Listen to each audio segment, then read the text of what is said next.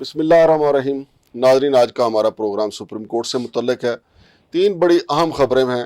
ان حوالے سے ہمارے دوست جناب ریاض حنیف راہی صاحب جو ایڈوکیٹ سپریم کورٹ ہیں وہ اپنا تبصرہ بھی دیں گے اور اندر کی باتیں بھی بتائیں گے.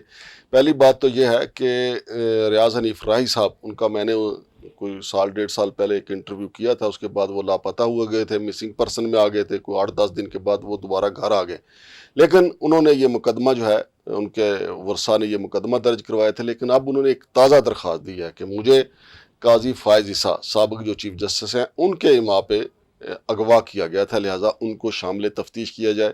اب یہ دیکھیں جی ناظرین، جب بندہ ریٹائر ہوتا ہے تو پھر کیسے کیسے جو ہیں خطرات جو ہیں منڈلانے لگتے ہیں. شامل تفتیش ہوتے ہیں یا نہیں ہوتے الگ بات ہے، لیکن آگے بھی جناب ریاض حنیف راہی صاحب ہیں، سارے عدالتی بلبلیوں کو اور قانونی بلبلیوں کو جانتے ہیں. اس پہ بھی ہم بات کریں گے. پھر اس کے ساتھ ساتھ ناظرین یہ بھی ہم آپ کو بتائیں گے کہ فل کورٹ اجلاس ہوا ہے سپریم کورٹ کا نئے چیف جسٹس کی سربراہی میں. اس میں افتخار چودھری صاحب جو سابق چیف جسٹس ہیں ان کو بلایا گیا تھا. چونکہ افتخار چودھری صاحب جو ہیں ان کے بارے میں کہا جاتا ہے کہ وہ ججوں کے گرو ہیں، اور میرے جو ذرائع ہیں ان کا کہنا ہے کہ انہوں نے ججوں کے درمیان جو اختلافات ہیں ان کو ختم کرنے کے لیے بلایا تھا، کیونکہ زیادہ تر ججز انہی کے ہاتھوں کے بھرتی کیے ہوئے ہیں.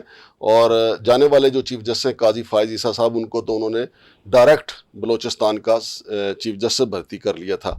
اس حوالے سے بھی بات کریں گے. پھر اس کے ساتھ ساتھ ناظرین تیسری بڑی خبر وہ بھی سپریم کورٹ سے متعلق ہے. وہ ہے کہ پریکٹس اینڈ پروسیجر ایکٹ جو ہے اس حوالے سے جو کمیٹی بنی تھی، وہ قاضی فائز عیسیٰ صاحب تو اڑے ہوئے تھے، لیکن یحییٰ خان افریدی صاحب جو چیف جسٹس نئے آئے ہیں انہوں نے آتے ہی پرانی جو کمیٹی ہے جس میں جسٹس منصور علی شاہ اور جسٹس منیب اختر صاحب شامل ہیں، اور جسٹس معین الدین کو وہاں سے نکال دیا اس کمیٹی میں سے.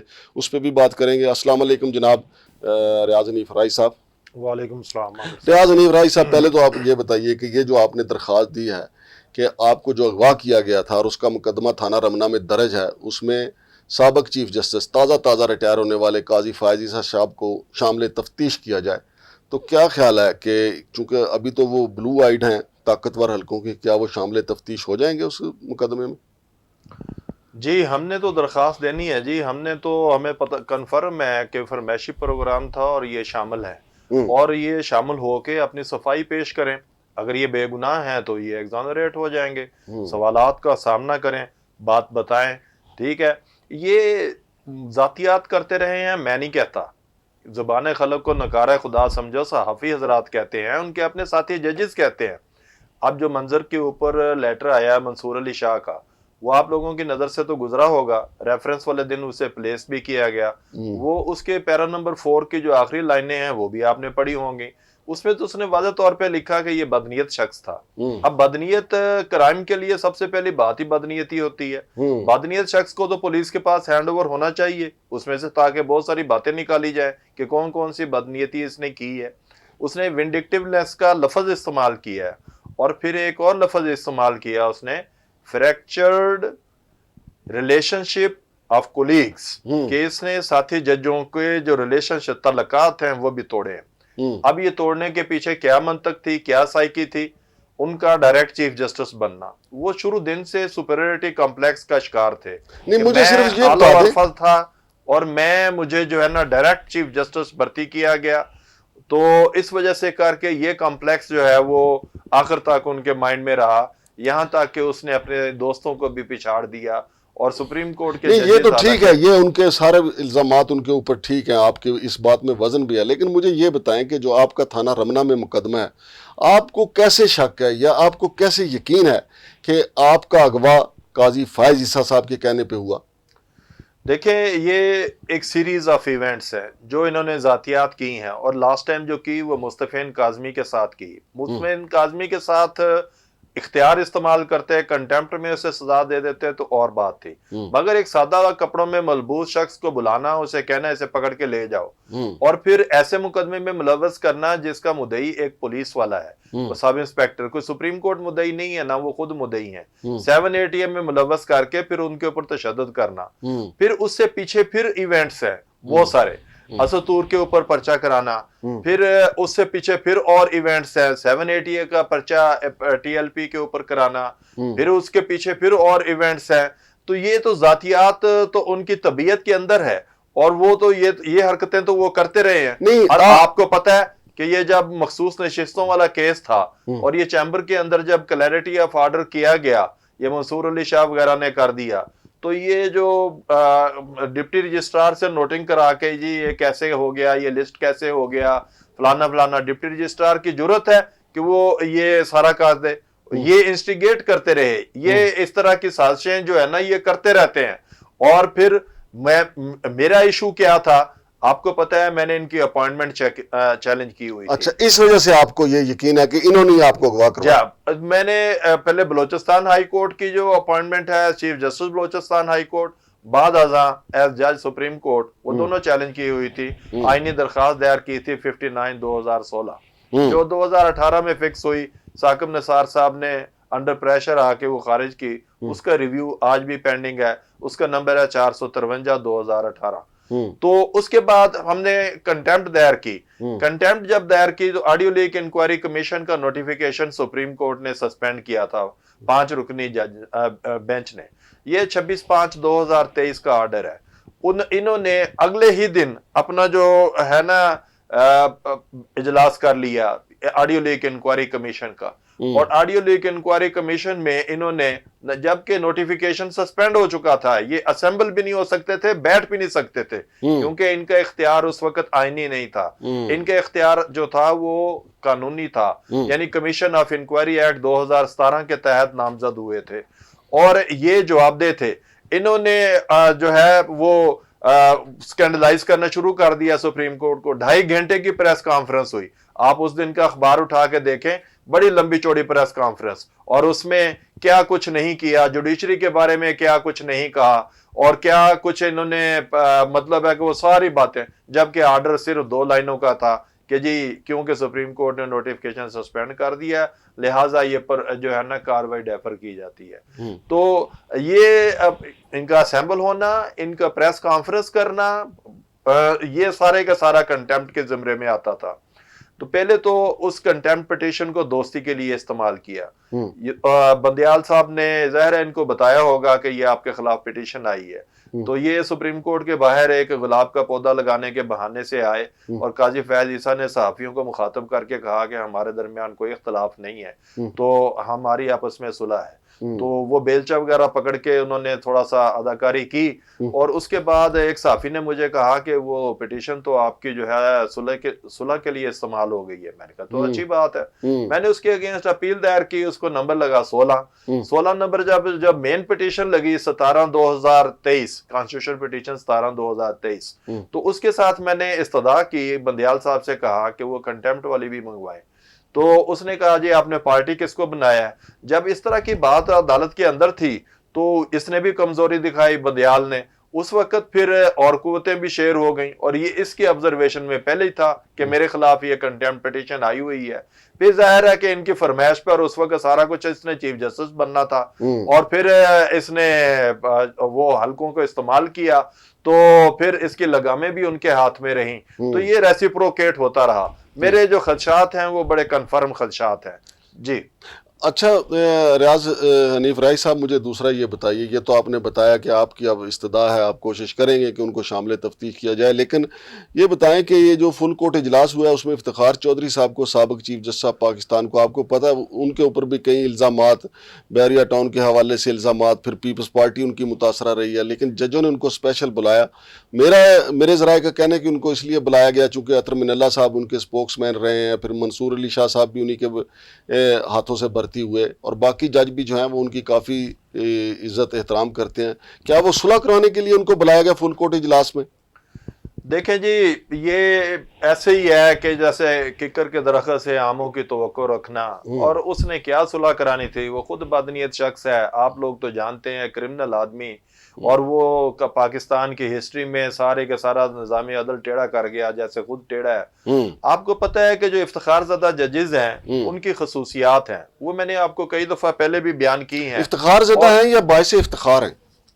نہیں، افتخار زدہ ججز کے جو وصف ہیں وہ آپ ذرا سنیں گے ان کو ہم کہتے ہیں AIO ججز, AIEIO. A for adventurer, I for impatient, then E for egoist, then I for interested, and O for offending attitude. تو یہ جو افتخار یہ چودھری جورسپروڈنس کے جتنے ججز ہیں نا, ان میں یہ وصف ہوں گے سارے کے سارے یا ان میں سے, تو یہ جوڈیشل نارمز کے خلاف ہیں. اور ان کی مینٹیلٹی وہ ہوتی ہے جو ڈاکوؤں کی ہوتی ہے. ڈاکو واردات کرتے ہوئے اکٹھے ہوتے ہیں, تقسیم کے وقت وہ علیحدہ ہو جاتے ہیں, تقسیم کے وقت لڑائی جھگڑا کر لیتے ہیں. اسی طرح سے ان کے پرچم کے نیچے تو سارے لوگ اکٹھے ہو جاتے ہیں کہ جی ہمیں بھی جج بنائیں, ہمیں بھی جج بنائیں. جب اختیارات کے استعمال کا وقت آتا ہے تو سارے اپنی اپنی بولی بولنے لگ جاتے ہیں اور قانون سے انحراف کرتے ہیں. ظاہر ہے یہ ایڈونچرزم سب نے کیا, آپ کو پتہ نہیں ہے منصور علی شاہ نے بھی اس کو قاضی فیض عیسیٰ کو بچانے کے لیے وہ بینچ میں اس کا کتنا ساتھ دیا, حالانکہ یہ بات واضح تھی, اس کو تو کوئی یہ سورس بتا ہی نہیں سکا جو یہ اس کے اوپر ریفرنس تھا. تو وہ اس کے بیوی بچے اس کے اپنے نہیں ہیں, یہ کیسے مذاکرہ خیز بات ہے. کسی عام لے مین سے بھی آپ پوچھیں گے کہ جو ان کے ایسٹس ہیں وہ کس کے ہیں, کیا یہ فیملی پول کا حصہ نہیں تھا اس کی جو آمدن تھی, تو اس آمدن کا اس نے حساب کتاب نہیں دینا تھا, تو یہ منصور علی شاہ اس کو بچاتے رہے ہیں. اور منصور علی شاہ ہو گیا, منیب صاحب ہو گئے, مندو خیل صاحب ہو گئے, میاں خیل صاحب ہو گئے, عرفان صاحب ہو گئے یا دوسرے, ان سب کی جو اپوائنٹمنٹ ہیں اس میں لیگل فلاح ہے. اس کے اوپر میری پٹیشن سپریم کورٹ میں پینڈنگ ہے, اس کا نمبر ہے 947/2021 CPLA. تو اس میں جو لیگل پوائنٹس ہیں وہ 3 ہیں میجر. پہلی بات تو یہ ہے کہ 18ویں ترمیم کیس سنتے ہوئے افتخار چودھری نے ان کو ایکسٹینشن دی تھی, خود سے دی تھی. یہ آرڈر ہے 30/8/2010 کا. اس کے بعد پھر اس آرڈر کو توثیق نہیں کی گئی, صدر پاکستان نے اس کی اپروول نہیں دی, نہ اس پیریڈ کا اوتھ ہے. بعد میں ایک نوٹیفیکیشن کر دیا ایگزیکٹو طریقے سے, اور اس نوٹیفیکیشن کے تحت یہ کنفرم ہوئے ہیں. حالانکہ اس وقت 18ویں ترمیم آ گئی تھی اور جوڈیشل کمیشن والا طریقہ کار آ گیا تھا فیلڈ میں. یہ 18ویں ترمیم آئی تھی 8 اپریل 2010 کو, اور یہ ان کی کنفرمیشن بعد میں ہوئی ہے. یہ اس قانون کے طریقے سے نہیں ہوئی, یہ ایسی لاڈوی نے نوٹیفیکیشن جاری کر دیا ہے. بہرحال اگر کبھی کوئی آئین اور قانون کی بات سننے کا وقت آیا تو یہ ثابت ہو جائے گا کہ جتنی کی جتنی بھرتی کی ہے افتخار چودھری نے ساری غیر قانونی اور غیر آئینی ہے. اور افتخار چودھری نے جو حرکت کی 3 نومبر والا آرڈر جعلی بنانے کی اور PCO کو سسپینڈ کرنے کی, اگر اس پہ پرچہ ہو جاتا تھانہ سیکٹریٹ میں تو یہ سارے کا سارا قبلہ درست ہو جاتا, ایک جوڈیشل سسٹم پٹڑی پہ چڑھا آتا. لیکن ہر آنے والے دن میں آپ تقسیم دیکھیں گے, جوڈیشری تقسیم در تقسیم کے عمل سے گزرتی رہے گی. لیکن یحییٰ آفریدی صاحب نے جو آتے ہی پہلا قدم اٹھایا ہے, وہ جو پریکٹس اینڈ پروسیجر ایکٹ والا جو کمیٹی تھی وہ انہوں نے بحال کی ہے, تو وہ اس کو آپ کس تناظر میں دیکھتے ہیں؟ یہ تو کوئی ایسی بات نہیں ہے. ایک بندہ ایک پیٹو اگر 50 روٹیاں کھاتا ہے, وہ اگر کسی کو کہے 2 روٹیاں اٹھا لو باقی رہیں گی 48, وہ تو پھر ادھر کی ادھر ہی بات رہی. یہ تو اس نے اپنی ایک گڈ جیسچر شو کیا ہے, لیکن اس سے کیا فرق پڑتا ہے؟ پریکٹس اینڈ پروسیجر لا ویسے ہی انکانسٹیٹیوشنل ہے. اور یہ تو جو ہے اعظم نذیر تارڑ اینڈ کمپنی جو تھے, یہ بیک ڈور سے ریلیف لینے والے لوگ تھے. ان کو تو نہ تو یہ جورسٹ ہیں, نہ تو ان کو پتا ہے کہ بھی, نہ یہ کسی کتاب کے کوئی آتھر ہیں, نہ ان کو پتا ہے کہ جی کیا چیز ہے. دیکھیں, جب سپریم کورٹ کے پاس اختیار ہے رولز بنانے کا, اور یہ ان کا انٹرنل طریقہ کار ہے کہ کس طریقے سے ہم نے بینچ بنانے ہیں, کس جج میں کیا کیلیبر ہے, کس وکیل کو کس کے پاس پیش ہونا ہے, یہ ان کا انٹرنل میکنزم ہے. اس میں ایگزیکٹو کہاں سے آ گئی, وہ کہاں سے سوچتے رہیں یا طے کرتے رہیں کہ جی نہیں آپ اس طریقے سے, آپ فلانے سے مشورہ کریں, فلانے سے مشورہ کریں. اور چیف جسٹس قانون کے اندر فیملی پیٹریس ہے, یعنی وہ اپنی فیملی کا ہیڈ ہے. اس کو تو ویسے ہی پتا ہوتا ہے کہ ہر جج کی ڈیفینیشن کیا, کہ کون سا جج کتنے پانی میں ہے, کہ اس کا کیا کیلیبر ہے. مگر یہ جو طریقہ کار اختیار کیا گیا ہے, یہ کبھی نہ کبھی ویسے بھی ایک دفعہ تو امینڈمنٹ اس میں آ چکی ہے. آپ کو پتا ہے صدارتی آرڈیننس کے ذریعے سے کہ جو چیف جسٹس ہے وہ اپنی مرضی کا ایک ممبر بھرتی کر سکتا ہے. وہ تو پہلے بھی اپنی مرضی کرتا تھا بینچ بناتے ہوئے بھی, یہ قانون ہوتا یا نہ ہوتا پھر بھی اس کو یہ چھوٹ دے دی گئی. اس نے اپنی مرضی کی ہے, اس کو بنا دیا ہے. لیکن جب کبھی وقت پھر بدلے گا, لا تو ادھر کا ادھر ہی ہے. جب کبھی یحییٰ آفریدی صاحب نہیں رہیں گے, پھر چیف جسٹس صاحب پھر ان کی مرضی چل جائے گی. تو جب یہ دیکھیں ڈسکریشنوں سے نکل کے جب بات قانون کے اوپر آتی ہے تو اس کا مطلب یہ ہوتا ہے 2+2 4.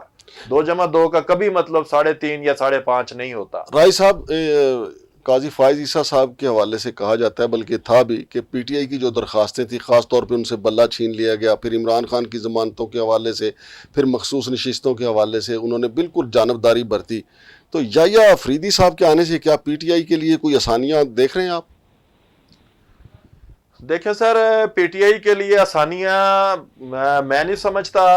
یہ یحییٰ آفریدی صاحب بھی اسی سرکل کا حصہ ہیں، انہوں نے بھی سوچ سمجھ کے آگے چلنا ہے. تو وہ کس حد تک جا سکتے ہیں یہ تو پری سپوز کرنے والی بات ہے. اس سٹیج کے اوپر میں کوئی ایسا کمنٹس نہیں کر سکتا کہ وہ کیا کریں گے یا کیا نہیں کریں گے. بہت شکریہ جناب ریاض حنیف رائی صاحب. تو ناظرین، یہ تھی سپریم کورٹ کے حوالے سے. اس میں سب سے اہم بات یہی ہے کہ اگر جناب ریاض حنیف رائی کی درخواست پہ سابق چیف جسٹس قاضی فائز عیسیٰ صاحب کو شامل تفتیش کیا جاتا ہے تو اس ملک کی بہت بڑی یہ خبر ہوگی. میں اس میں تھوڑی سی آگے بھی چاہتا ہوں کہ آپ کو بتاؤں آج کی ڈیولپمنٹ بھی. ہم نے درخواست دی ایس ایس پی انویسٹیگیشن کو، انہوں نے ایس پی صدر کے ذمہ لگا دیا. تو آج ہم نے فضل علاقہ مجسٹریٹ صاحب کو درخواست دی، انہوں نے ان سے رپورٹ منگوائی ہے ایس ایچ او کنسرن سے، اور سوموار کے دن وہ لگی ہوئی ہے عدالت میں معاملہ. تو یہ ظاہر ہے کہ اب یہ پروسیجر چل رہا ہے. دیکھیں جو ہمارے بہت اوپر والے لیول پہ لوگ بیٹھے ہوئے ہیں نا جی، ان کا احتساب ہوگا تو معاملات سیدھے ہوں گے، اور ان کو جواب دہی کا پتہ ہونا چاہیے. اس نے جو ہے نا اسٹیل مل والے کیس میں ایک principle of law laid down کیا کہ higher the office bearer higher would be the accountability and for that reason higher would be the punishment. کہ جتنا بڑا دفتر میں کوئی بیٹھا ہوگا اس کی ذمہ داری بھی بڑی ہے اور اس کی اتنی ہی بڑی سزا ہے. اور آپ نے سورہ اعراف کی بھی آیت دیکھی ہوگی کہ جو اللہ پاک نے کہا کہ اے پیغمبر کی بیویوں، تو تم اگر آپ غلط کرو گے تو تمہاری سزا دگنی ہوگی عام سے. تو ان کو چھوٹ دینے کی بجائے بدنیتی اگر ان کے ساتھی جج نے کہا ہے تو ان کو آ کے میدان میں آنا چاہیے اور فرنٹ پہ آنا چاہیے اور فیس کرنا چاہیے اور کہنا چاہیے کہ جی میرے اوپر ایک وکیل صاحب کے تحفظات ہیں، میں اپنے آپ کو پیش کرتا ہوں اور میں جو ہے نا اس کے لیے ان کی باتوں کا ان کو مطمئن کرتا ہوں کہ میں مقدمے میں ملوث نہیں ہوں یا جو بھی ہے. لیکن ان کو شامل تفتیش ہونے میں کوئی مذیقہ نہیں ہونا چاہیے، کیونکہ پولیس تو شک کی بنا پر بھی شامل تفتیش کر سکتی ہے. یہاں پہ تو پولیس تو سارا کام ہی شک کی بنا پہ کرتی ہے. یہ جو ہے نا میرے تو اس کے بارے میں ایویڈنسز ہی اتنی ہیں کہ میں 1 2 3 4 میں ثابت کر سکتا ہوں، میرا شک نہیں میرا پک ہے کہ یہ ملوث ہے اور اس کے فرمائش کے اوپر یہ سارا پروگرام ہوا ہے. تو آپ کا بہت شکریہ پروگرام میں بلانے کا. تو اس سے پہلے بھی میں ایک پروگرام کر چکا ہوں اور مجھے لوگ یہ بھی کہتے رہے کہ جی یہ ایسے ہو جائے گا، دوبارہ ہو جائے گا، اس کی لابی بیٹھی ہوئی ہے فلانا. میں نے کہا دیکھیں ابھی تو ریٹائر ہو گیا، اس تک کوئی کام تو نہیں ہے. ویسے بھی ہم نے بھی اپنے ارینجمنٹ کیے ہوئے ہیں، تو ایسا کوئی نہیں ہے.